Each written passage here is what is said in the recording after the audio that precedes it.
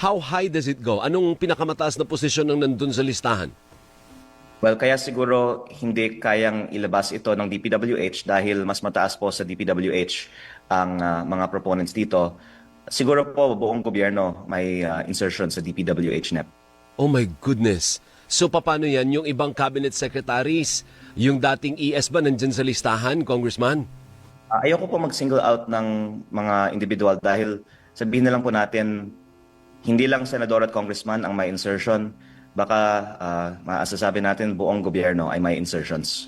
Nakakalungkot, partner, ano? Oo. Good Even morning, Kong. even Si pati yung Doris presidente po ito. at vice-presidente meron din. Kaya nga. Si Vice Presidente po wala. Okay. Eh si presidente?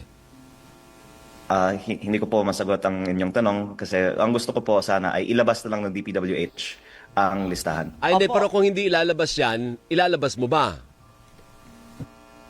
Baka kung hihilingin nila na ilabas ko, Oh,